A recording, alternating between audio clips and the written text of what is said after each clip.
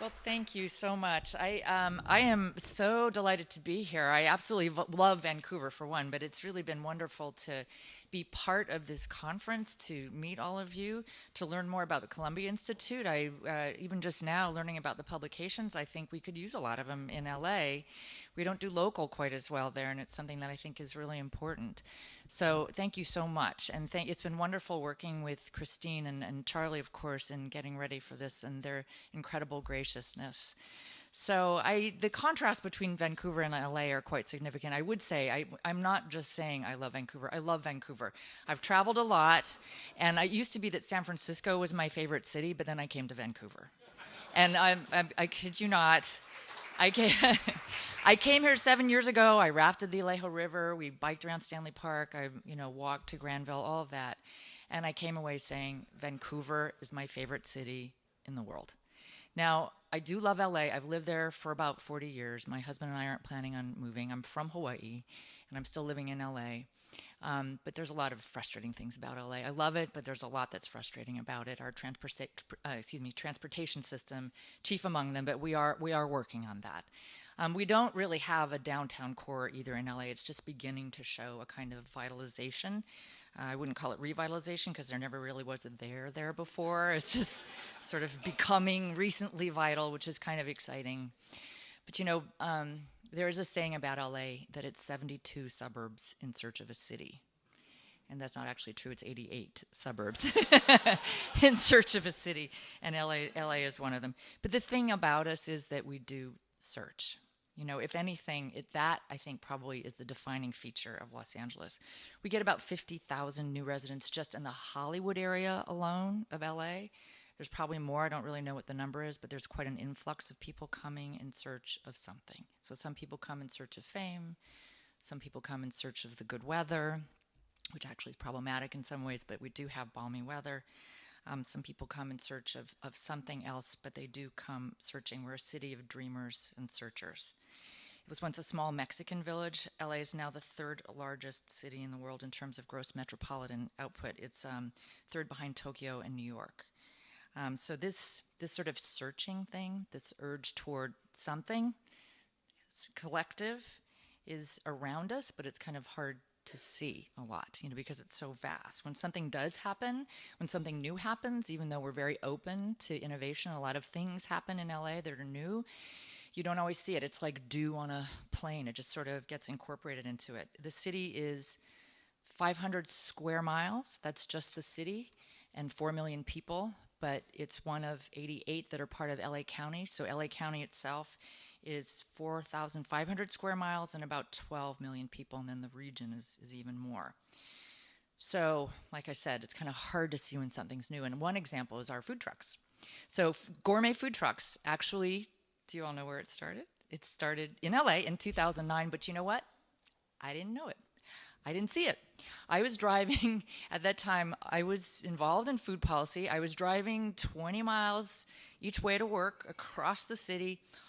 I wasn't on Twitter at the time, so I was not aware of it. I actually learned about it in a national magazine. That's kind of the way things happen in LA, and now we have 3,000 food trucks. But you could still drive the way I do around the city and not see them, just to give you a sense of like how things get kind of incorporated in. So we search in this city, and that's the DNA that also lends itself to maybe the way that when something does happen that really has its moment, it can catch on like wildfire, because we're searching so much for it. So 88 suburbs in search of itself. It's sort of the thing that captures the imagination is that which defines us, which defies our geography. And a forward-leaning food policy is exactly that kind of thing. It redefines place, it redefines local, and it redefines food system, which in and of itself is a fragmented search for a collective. So when I founded the Food Policy Council a few years ago, I know it wasn't the first in the continent. I know the first one was in Toronto. A lot of good ideas start in Canada. And we looked at that. We looked at what happened in Toronto. We looked at food policy councils around the country. There's about 200 of them.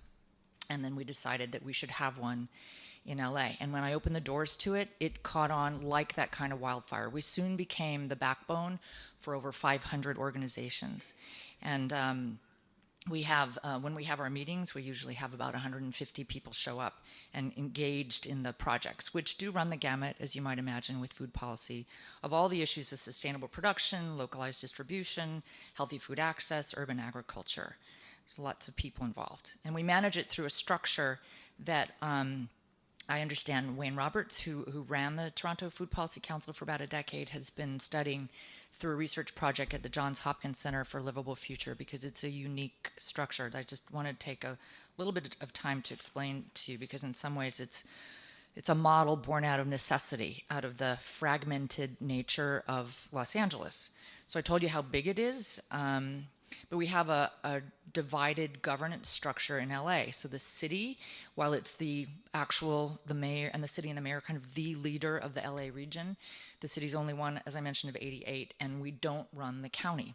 So the county has its own separate board of supervisors without a clear lead. So there's this complication in governance, and the county runs the Department of Public Health. We also don't run the school district. And the school district is huge. In terms of food, it's really important to have the school district involved. They serve 650,000 meals a day. They have a $150 million food budget. So it's the largest food service provider in the city. It's the second largest in the state, behind. You want to guess what it's behind? Prisons, exactly. Yeah. So it's the second largest in the state, behind the prison system. So, our only influence over the school district, and Mayor Villaraigosa, who I came into office with, I came in with his administration, so he's my hero. But so he wanted very much to influence the school district, mostly because of education issues. And the only influence he had was political. He tried to get more influence, was unable to, through the court system. And our influence on the school district is political. So those kinds of issues make us have to work collaboratively. So our Food Policy Council, through that, because we don't run the County Department of Public Health, which is key, obviously, we don't run the school district, we had to create a shared sense of power and collaboration and influence, while at the same time we wanted to maximize community participation. So we didn't create a formal joint powers model, although that was discussed, but that seemed too formal and not active enough in terms of community participation. So we created a nonprofit. And part of that was because when we created it, and when I got into office with the mayor, I came in with him July of 2005. We came in with an expiration date on our forehead, knowing when we'd be done, and just driving toward getting everything done and institutionalized. So we wanted the Food Policy Council to outlast his administration, and in fact it has. It's being supported by the new mayor.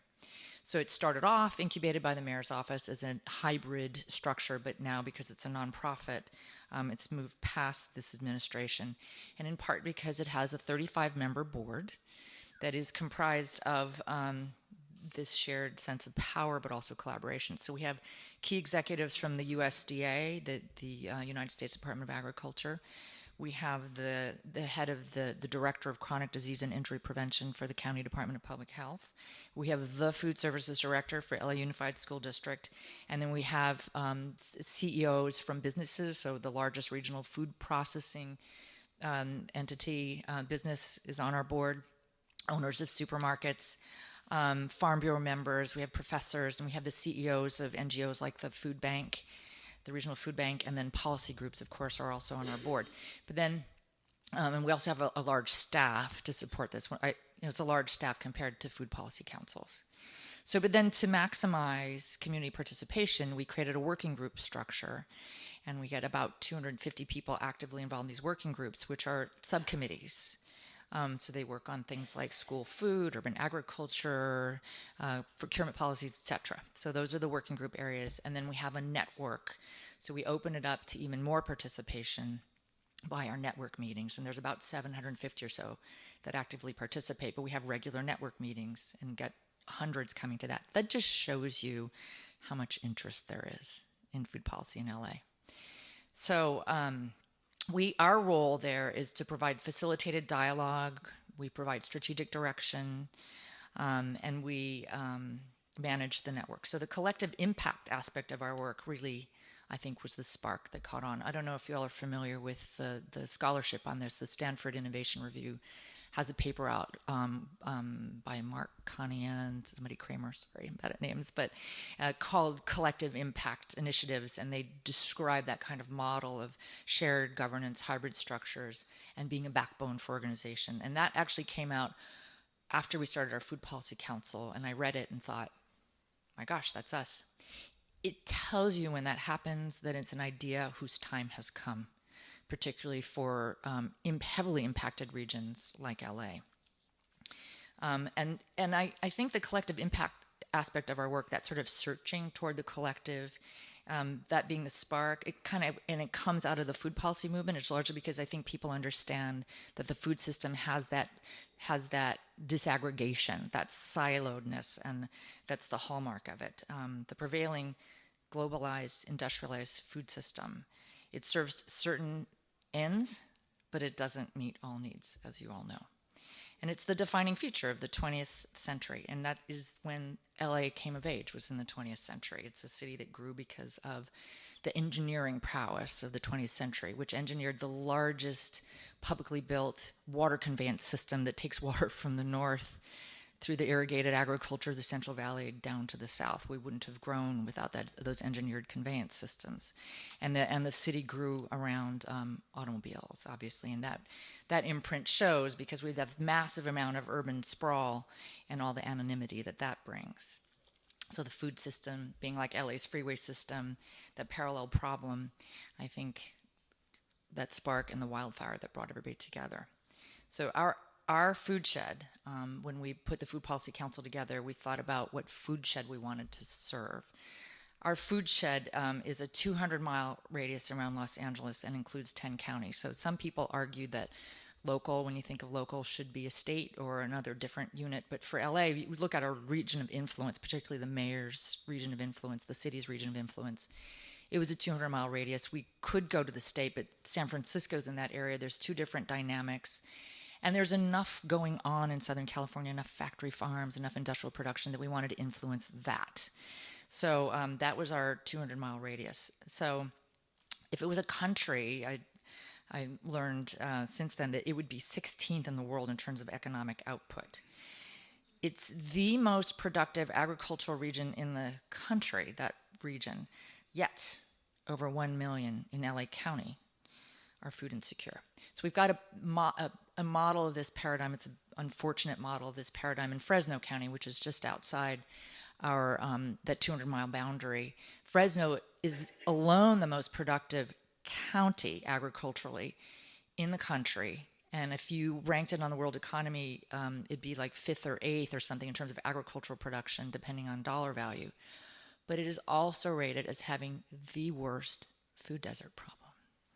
The farm workers, the people who are picking the food and getting it to our plates, are not accessing it. So that paradox is the paradox of our food system. That's a very linear system and has frayed edges. The smaller scale struggling farmer, the disadvantaged communities and workers, those are the frayed edges, and they're beginning to unravel, I think, even more. So it not being an integrated system, again, is something that I think is a hallmark of it. It's disintegrating, maybe you could say. So in a region, other paradoxes that we have, in a region that produces 11 billion in fruits and vegetables, over 60% of adults are obese. This is just the statistics from our region. Fast food outlets are prevalent. We've got 72% saturation of fast food outlets in South LA, which is one of our most disadvantaged communities and where obesity rates are 3 times that of other parts of the LA area. And in all this, I told you about how good ideas sort of get incorporated so you don't always see them. We have about 150 farmers markets. We have 1,000 urban agricultural sites. We have 100 community gardens and over 750 school gardens. All of this is still not making a dent in solving the healthy food access issues of our challenged communities. We're also losing smaller scale farms to even more urban sprawl. So when we formed the Food Policy Council, we set about to address this disintegration issue, and the struggling margins were our goal. So we wanted to identify some key leverage points to create the larger scale change that we weren't seeing, even though we had these good things happening in the communities. It wasn't working quite enough change. So we developed 3 signature approaches. One, a procurement policy for large institutions. Vote with our food dollars, express our values. The other was a corner market conversion program. I'm sure you all are involved in that here, but we created a network of corner market owners, and then we hope to connect it together by a food hub. So I want to talk to you a little bit about the good food procurement policy that we developed. This was developed through one of our working groups. Yeah, you're waving because you can't hear me? Is that it? Oh, you don't know what a corner market is? Okay. Oh, sorry. So corner market is a small neighborhood market. So I mentioned to you South LA is a disadvantaged part of Los Angeles. West LA is the more affluent part of Los Angeles. In South LA, which has 3 times the rate of poverty, 3 times the rate of obesity, 3 times the rate of diabetes than West LA, there's also 3 times the number of corner stores or small markets in South LA. And you could flip that. 3 times the number of supermarkets in West LA than in South LA. So it's a question of retail access. 95% of retail access in South LA is through those small markets, small mom and pop stores. But they're selling junk food. That's primarily what's going on. Why? Because it's cheap. And that's because the way the food system works, they get the leftovers that are cheap, right? So a lot of us can get good food, but they get the cheap food. So in LA, it's not classified as a food desert area, technically, by the USDA, but we call it a food swamp because they have mostly junk food. So the corner market conversion program is to help those small markets source and sell healthy produce. The thing is that it's expensive. So what we started to do, what we're looking at is creating educational training for the market owners. And we have a program actually that we understand is unique where we have conferences just like this one. And we've had about 100 or so neighborhood markets that we actively recruited. So one-on-one conversations with them to come to a conference and to have breakout sessions. I mean, these conferences run a lot like today's did. But they're all market owners. And for a lot of them, it's the first time they've ever had anybody pay attention to them and give them more education than whatever they brought into the market. Many of them are immigrants. So we have, simultaneous translation. It looks like I'm doing this because there's an ear. They have those earpieces on. It looks like the United Nations. So we have translation running in Spanish and in Korean. A lot of them are Korean immigrants that are running these markets, and it's really heartwarming to see how much they appreciate getting the information we give them. We bring people from Whole Foods. Whole Foods is on our executive is on our board. A local Whole Foods executive is on our board, so he volunteers his time to give them training in how to source and sell produce. Still doesn't address the affordability problem. So the next two, so we're going to create a cooperative purchasing agreement structure with them, we hope. From an affordability standpoint, the way we hoped to get at it was through the marketing power of large institutions. So we created a procurement policy that works a lot like LEED certification works. You all know how LEED certification works for buildings. So it has a baseline level of stuff you must do in order to get your LEED rating. But then you have these different categories that you could do well in if you wanted to, and you can scale up. So you could either get certification or silver or gold or platinum, depending on how well you do. So we developed a good food purchasing pledge for major institutions that works the same way. And the 5 values are local, and I told you how we define local, sustainable, fair labor practices, fair treatment of workers, humane treatment of animals, which also ends up being an environmental value because CAFOs, as you know, have a lot of environmental consequences too. And then healthy food, health and nutrition. So we had our partners help us develop that. So NRDC helped us with sustainable, the County Department of Public Health helped write the healthy component, etc.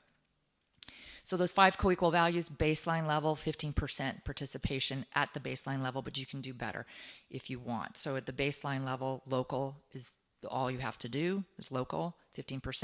But if you want to do better, buy local and from a smaller farm, etc. So it's an elaborate process like LEED certification is. But the city adopted it. We were the first. And then LA Unified School District adopted it. So with $150 million in the LA Unified School District budget directed toward this program, in a year, we've already seen a difference. $12 million has been redirected into the local economy. Numbers of jobs were created because the regional food processor I told you about had to gear up to start processing more of these local fruits and vegetables. And we've also ended up saving smaller farms because they wanted to do the higher level. They did start buying from smaller farms, and there's a cooperative of 89 small farmers in Riverside County that were growing citrus that they were buying from. But then they were hit with an invasive species, the citrus growers. Their citrus crops were wiped out. They were worried. I talked to one of the farmers, Bob Knight, very worried about going out of business. These are 100-year-old orange groves that they were really concerned about, and also worried about losing their business. Because they had this relationship with LA Unified School District, LA Unified School District said, well, how about we get our vegetables from you then? So they planted row crops in between the orange trees, and they're now selling cauliflower and broccoli to LA Unified School District. They wouldn't have had that relationship if not for this procurement policy. So that's how we want it to work. And in that year, we're already seeing a difference. So we've had food service companies come to us and say, I want to be part of it. So we're enrolling other food service companies for major cafeterias. We hope to get universities and hospitals signed on as well. We're targeting the large institutions because we also then hope that we will get to affordable scale for those small markets that serve the low-income communities. And we hope to have it go through a food hub. Getting a food hub together is the hardest piece right now, but we're creating the market demand, and we have the need to serve, and we're in the process of trying to see if I've got a meeting next in a couple weeks to see if we can get a food hub going to get that food and get it to the markets. So those are our key programs. So local really is the defining aspect of this work. The problems we talked about are problems of the global system, but the solutions are local. Right?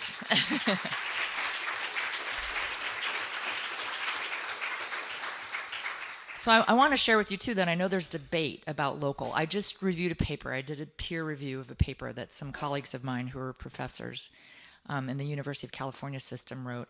And they value the same things we value, but they were questioning the use of local as a panacea for addressing the problems in the food system, largely because there's this debate about trip miles and greenhouse gas emissions. So I actually think that it's really valuable, even if you were to only look at trip miles. But really, the value of local is that it is a political, social, economic, and environmental unit. In the way that I just described to you, that's the way our policy worked. That's the value of local.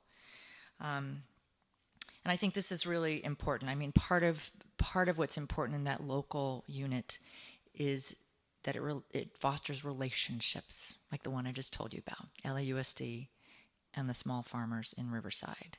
It fosters relationships, and that becomes a very key part of creating transparency in the distribution along the supply chain.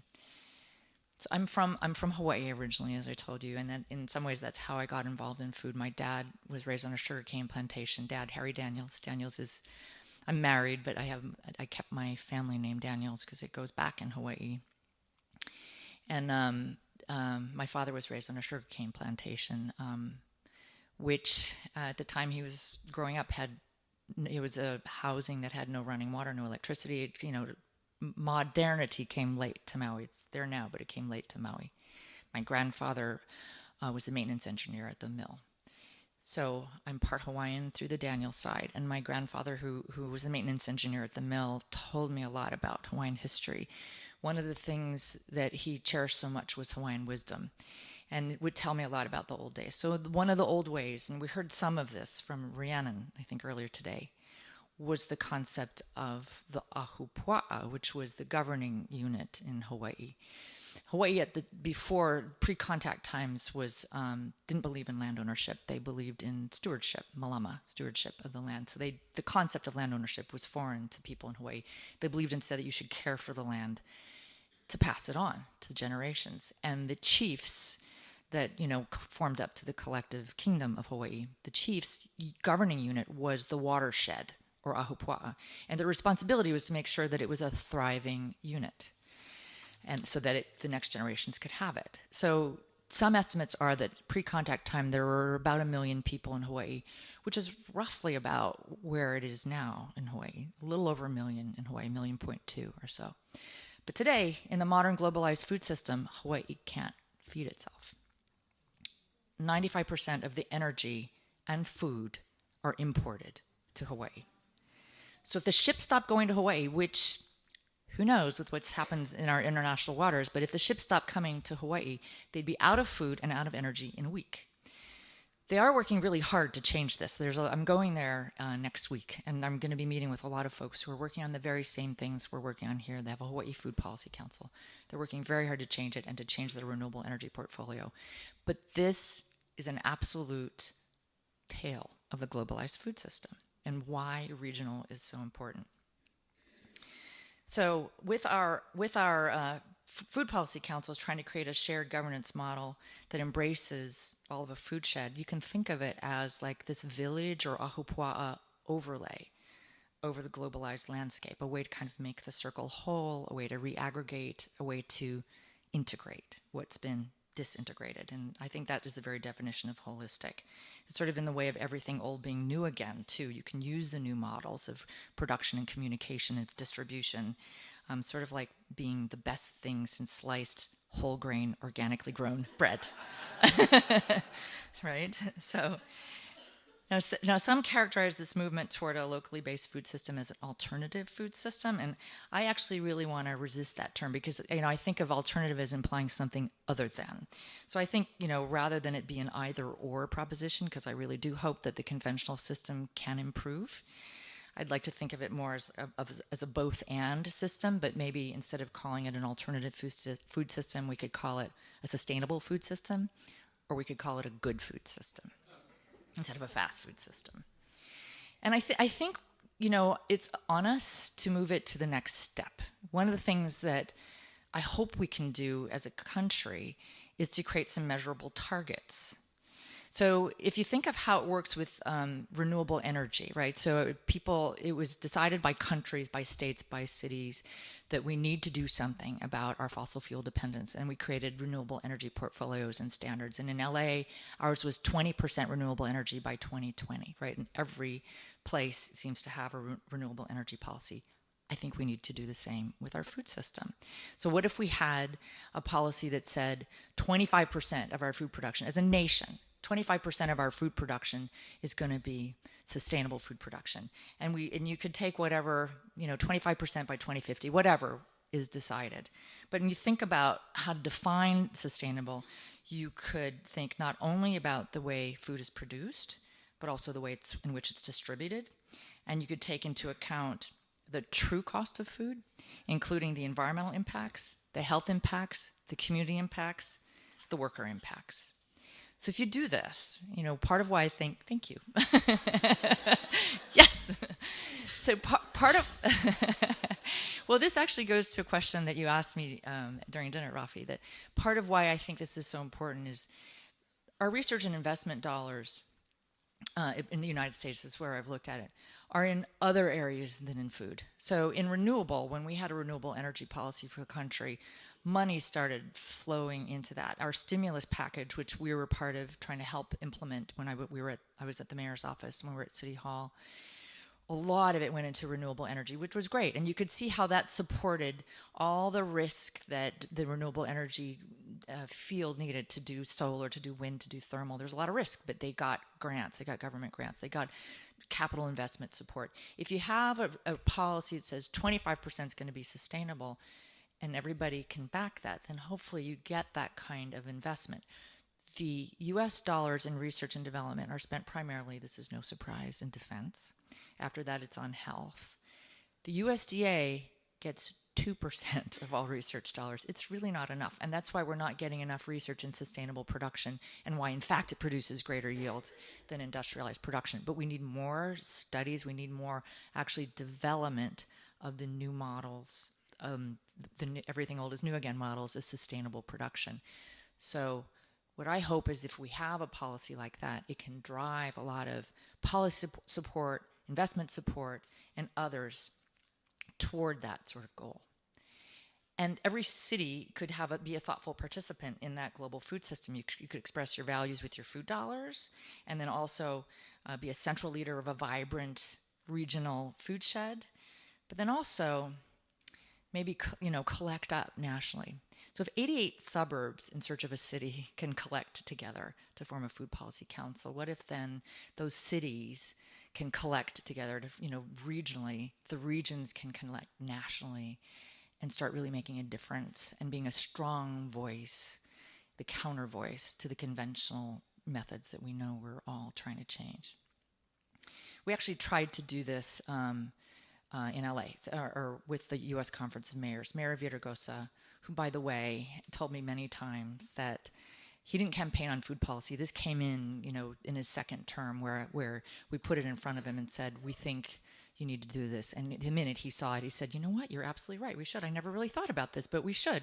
And he became so captivated by this that he said many times publicly, I never campaigned on food policy, but it's the smartest thing. It's one of the smartest things a city can do. And every city should have a food policy, and every city should have a food policy advisor. Well, at the U.S. Conference of Mayors, the Mayor Villaraigosa was president of the U.S. Conference of Mayors, which is a conference of the big cities in the United States. There's about 3,000 cities that are represented. He created a food policy task force led by the mayor of Baltimore and the vice chair mayor of Boston. So it is continuing also. The thing is, it's a start, but not every city has a food policy director. And it's mayor-led, so it has to be somebody in the mayor's office. And we also have term limits, so people are changing in and out. So it's a start, but there's other ways to do it. And I'm kind of thinking maybe Canada will lead the way. I have so much faith in you all. I've been so impressed with everything that I've learned today. I'm taking so much of away with me in my heart and in my head. I really believe that you all can be leaders here. There's a Hawaiian saying that I want to leave you with. It revolves around the word pono, which is it's a very precious word to me. It means a selfless kind of integrity. To me, it's the hallmark of Hawaii. And there's a motto. It's a Hawaii state motto, Uamau ke ea o ka aina I ka pono. Aina's land. So it means the life of the land is perpetuated in this right action. I just see so much that you all are so invested in that. I have so much regard for the work that you're doing. I know that Vancouver's food policy strategy says Vancouver wants to be the global leader in food policy. I actually believe you really can be, and what the world needs you to be. Thank you so much for all the work that you're doing. It's been such a pleasure to be with you.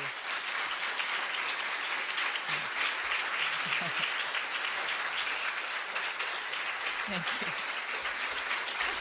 you.